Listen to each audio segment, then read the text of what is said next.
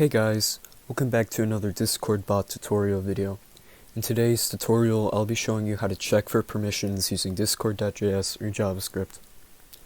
When we're checking for permissions, this usually means that we're making sure that people with like administrator or managed server actually have the tools that they need and that the bot won't be exploited by anyone. So to start off, I'm going to use Prefix as an example, and we're going to do an if statement. If message.member.has permission, and then function, quotation marks, and then here's the list of all the available permissions.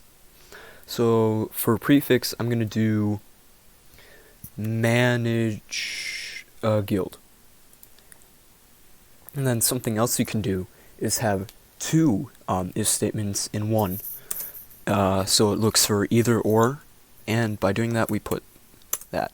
It's shift backslash and it'll do that. And then we have message.member, do the same thing. .has permission.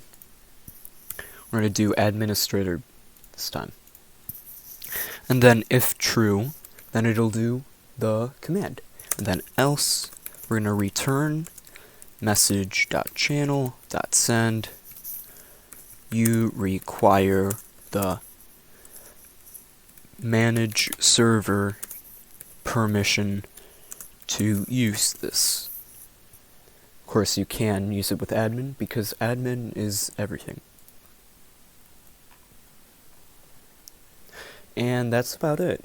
You're easily able to apply this to everything else, so you can just, put this, let's say you want kill to only be accessible by people with the kick command for some reason, then you do what you did down here, but instead of having the double lines, you don't need to have the double lines actually.